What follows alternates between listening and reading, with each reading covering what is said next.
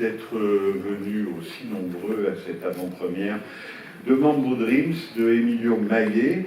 Je vais d'abord faire les remerciements d'usage, remercier nos tutelles, le ministère de la Culture, le CNC, les grands mécènes de la Cinémathèque française, Chanel, la Fondation Gann pour le cinéma et Netflix.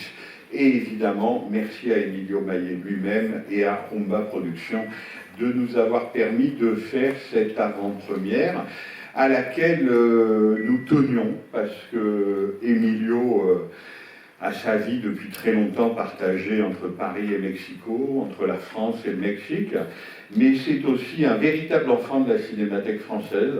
Il m'a envoyé par mail il y a quelques jours sa carte d'abonné. À l'époque, on ne disait pas encore LibrePass, on parlait simplement d'abonné, qui date de 1981. Il n'a pas changé du tout.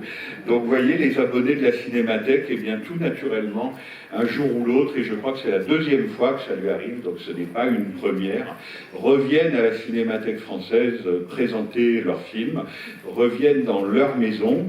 Moi, je dois dire qu'Emilio est un ami de longue date, comme m'a appris à dire Agnès Varda, qui détestait que je la qualifie de vieille amie. Effectivement, ça vieillissait l'un et l'autre. Donc, ami de longue date, c'est mieux. Donc, Emilio est un ami de longue date. Je l'ai rencontré avec Yacha David, qui est dans la salle. On préparait plutôt une exposition consacrée à Louise Buñuel à l'époque. C'était au tout début des années 90, donc il y a un peu plus d'une trentaine d'années.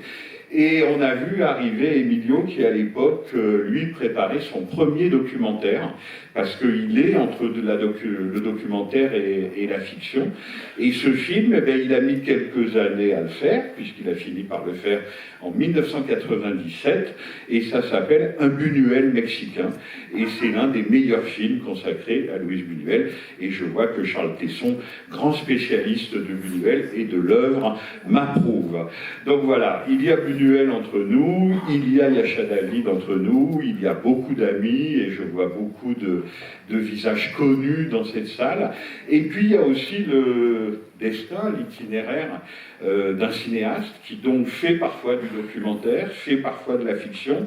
Là, ce soir, vous allez voir une fiction, je vais vous en dire très peu, même si j'ai vu et beaucoup aimé ce film, parce que je vais laisser Emilio le présenter, mais disons que c'est une chose un peu indécise, comme on aime, c'est-à-dire que vous allez voir un personnage dont on ne sait pas exactement s'il est mort ou vivant, dont on ne sait pas exactement si c'est un revenant ou un fantôme, et puis surtout, pour quelqu'un comme moi qui connaît à peine Mexico, comme un touriste, disons, eh bien c'est aussi un portrait de la ville, en suivant ce personnage, un portrait de la ville nocturne, un portrait de la ville intime, un portrait de la ville musicale, et cette façon de montrer tous les aspects d'une ville aussi protéiforme que Mexico participe beaucoup au charme très prégnant du film. Donc nous sommes très fiers de le présenter ce soir, très heureux que vous ayez répondu aussi nombreux à notre appel. Si vous voulez bien accueillir notre cher ami Emilio Maillet.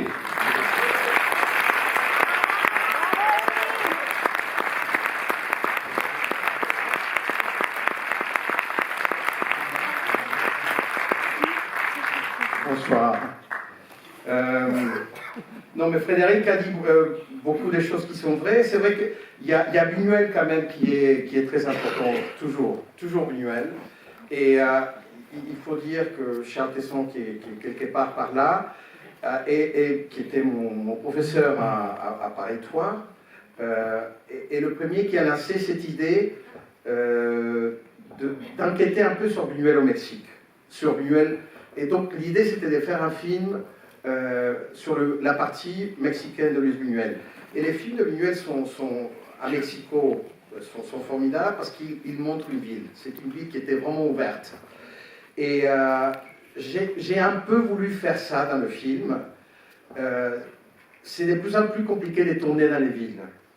Et on a eu de la chance, à l'intérieur de cette tragédie qui était le Covid, de tourner peu après, pas au moment le plus dur, mais disons que c'était un moment encore où les gens ne sortaient pas beaucoup dans la ville et ça se prêtait énormément à ce film qui raconte un peu l'histoire d'un mort vivant ou d'un vivant qui est mort. On ne sait pas encore, vous déciderez un peu vers où ça va.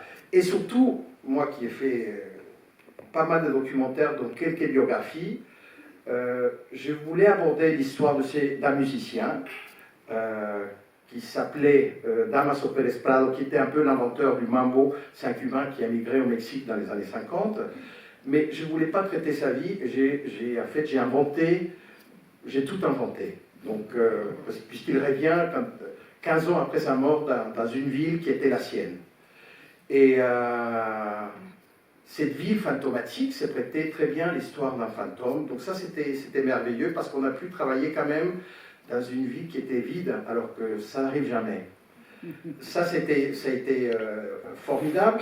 Et puis, je pense que c'est aussi un film qui est très musical dans l'élan qui était pour moi de le tourner. C'est un film musical sur un musicien. Et il y a Buñuel qui est toujours là. Buñuel est toujours là, de toute façon. On ne peut pas y échapper, et heureusement qu'on ne peut pas y échapper. Donc, Luis Buñuel, merci.